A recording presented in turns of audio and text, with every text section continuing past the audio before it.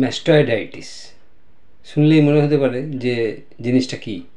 তা আমরা জানি মেডিকেল সায়েন্সে আইটিস, যে কোনো কথার সাথে, যে কোনো ওয়ার্ডের সাথে আইটিস যদি যোগ হয় তাহলে that is inflammation of that part.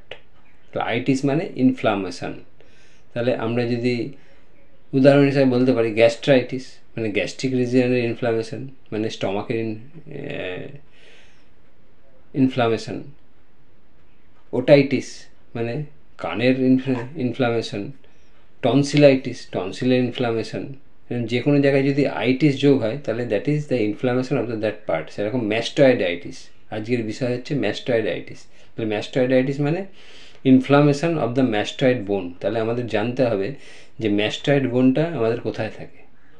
এটার ঠিক অবস্থান আমাদের বিহাইন্ড দ্য ইয়ার, কানের পেছনে যে উঁচু মতন, আপনার হাত দিলে দেখতে পারবেন, কানের পেছনে হাত দিলেই দেখতে পারবেন যে উঁচু মতন হাড়টা রয়েছে বা ব্রনি প্রসেসটা রয়েছে। এই বনি প্রসেসটা হচ্ছে ম্যাস্টয়েড বোন। এই ম্যাস্টয়েড বোনের যদি ইনফ্লামেশন হয় দ্যাট ইজ কল্ড ম্যাস্টয়েডাইটিস। এই ম্যাস্টয়েডাইটিসের আমরা বুঝবো কী করে একজন পেশেন্টের ম্যাস্টয়েডাইটিস হয়েছে কিনা। আমাদের কাছে যখন পেশেন্ট আসবে দেখবেন যে এই ম্যাস্টয়েড যে বোন, এই জায়গাটা লাল হয়ে গেছে, ফুলে গেছে, দপদপ করে ব্যথা করছে।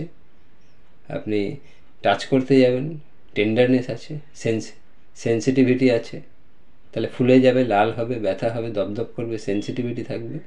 এবং তার সঙ্গে সেই পেশেন্টের যেই দিকে ম্যাস্টয়েড বোনটা এফেক্টেড হবে, যেই দিকের ম্যাস্টয়েডাইটিস হবে, সেই দিকের কানে একটা ওটাইটিস মিডিয়া থাকার সম্ভাবনা বেশি। কারণ ম্যাস্টয়েডাইটিস যাদের হয় তাদের মেনলি হয় হচ্ছে মিডিল লেয়ার, এয়ারের মিডিল লেয়ার ইনফেকশান যাদের হয়। এই middle layer infection is one of the great cause of mastoiditis. তাহলে একজন পেশেন্ট দীর্ঘদিন ধরে কানে পুজে ভুগছে। কানে পুজ কী করে হয়? কান দিয়ে পুজ, রক্ত বেরাচ্ছে, কী করে হয়?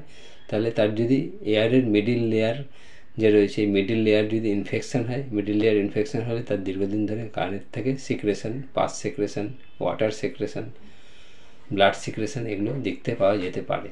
এবং দীর্ঘদিন ধরে যদি এই মিডিল লেয়ার ইনফেকশান চলতে থাকে, যেটাকে ক্রনিক সাপুরেটিভ ওটাইটিস মিডিয়া বলে, এর কমপ্লিকেশন হিসাবে ম্যাস্টয়েডাইটিস দেখা যেতে পারে। তাহলে একজন পেশেন্ট যখন আমাদের ম্যাস্টয়েডাইটিস নিয়ে আসবে, আমাদের খবর নিতে হবে যে সেই পেশেন্টের মিডিল লেয়ার ইনফেকশান আছে কিনা বা কানে পুজ আছে কিনা। দেখবেন যে 100 জনের মধ্যে অ্যাভাব 90%, মানে 90 জন মিডিল লেয়ার ইনফেকশানে আক্রান্ত হচ্ছে, তার কমপ্লিকেশন হিসাবে ম্যাস্টয়েডাইটিসটা হয়েছে। তাহলে আমাদের এটা হচ্ছে মেন কজ। এছাড়া আরও কিছু দু একটা কজ আছে। নর্মালি যদি ঠান্ডা লাগলো, ঠান্ডা লেগে সর্দি কাশি হলো, কানের মিডিল লেয়ারের ইনফেকশান হলো, তার জন্য হতে পারে, দ্যাট ইজ অ্যাকিউট। কিন্তু এটা ক্রনিক যদি কারোর মিডিল লেয়ার ইনফেকশান থাকে তার জন্য ম্যাস্টয়েডাইটিস হতে পারে। তাহলে আমাদের সেইটা দেখে নিতে হবে। তাহলে এইবার আসবো যে চিকিৎসা কী। এর চিকিৎসা হচ্ছে, তাহলে মিডিল লেয়ার আমাদের হোমিওপ্যাথি আমাদের সিমটম নিয়ে চিকিৎসা করব। আমাদের যা সিমটম পাবো সেই অনুযায়ী চিকিৎসা। যেমন কারোর যদি অ্যাকিউট অবস্থা আছে, দেখা গেল হঠাৎ করে ঠান্ডা লেগেছে, খুব হাওয়া লেগেছে, খুব হাওয়া লাগার পর থেকে তার সেখানে হয়েছে যে বাসে করে যাচ্ছিল, ট্রেনে করে যাচ্ছিল, বা বড় স্ট্যান্ড ফ্যানের সামনে হাওয়া খেয়েছে, বা এসির হাওয়া ডাইরেক্ট ওই কানে লেগেছে, তারপর থেকে দেখা যাচ্ছে কানটা বন্ধ হয়ে যাচ্ছে, কান থেকে জল পড়ছে এবং ম্যাস্টয়েড বোনটা ইনফ্লামেশন হয়েছে, ফুলে গেছে, লাল হয়েছে। তার সঙ্গে পেশেন্টের প্রচণ্ড অস্থিরতা আছে, জল তেষ্টা প্রচুর আছে, এবং পেশেন্ট ভাবছে কী জানি কী হলো, মৃত্যু ভয়, মরে যাবো কি না। যদি এরকম হয় তাহলে অ্যাকোনাইটের কথা চিন্তা করা যেতে পারে। এরপরে যে ওষুধটা আসতে পারে দ্যাট ইজ বেলেডোনা। জায়গাটা লাল হয়ে গেছে, ফুলে গেছে, দপদপ করছে, ডান দিকে হয়েছে, ডান দিক ছাড়া বাদিকে হলেও আপনি চিন্তা করতে পারেন। এবং কজেশন হিসাবে যে ড্রাফট অফ কোল্ড ড্রিঙ্ক থাকে, যে হাওয়া খেয়েছে, ঠান্ডা কিছু খেয়েছিল, তারপর থেকে এরকম হচ্ছে, ওখানে সেন্সিটিভিটি আছে এবং ব্যথাটা ইন্টারমিটেন্ট ইন নেচার আছে, এবং ওটা গরম সেক দিলে ভালো লাগছে, তাহলে বেলেডোনা হতে পারে। এছাড়া হিপারসালভ হতে পারে। দীর্ঘদিন ধরে একজন পেশেন্টের সেকেন্ডারি ইনফেকশান চলছে, কানের মধ্যে ওটাইটিস মিডিয়া আছে, ক্রনিক সাপুরেটিভ ওটাইটিস মিডিয়া দীর্ঘদিন ধরে চলতে চলতে দেখা গেল তার সেই জায়গাটা ফুলে গেছে, ম্যাস্টয়েড বোনটা, ব্যথা যন্ত্রণা হচ্ছে, এবং সেটি প্রচণ্ড সেন্সিটিভ আছে, কান থেকে যে পুঁজ বেরোচ্ছে, মোটা ঘন পুঁজ বেরোচ্ছে, এবং সেখানে গরম সেক দিলে ভালো লাগছে, এবং এত সেন্সিটিভিটি আছে যে গরম সেকটা দিতে গেলে ওই টাচে ব্যথা করছে। পেশেন্ট চিলি পেশেন্ট, একটুতে ঠান্ডা লাগে, সর্দি কাশি হয়, প্রচণ্ড ইরিটেবল যদি হয় তাহলে হিপারসালফের কথা চিন্তা করতে পারেন।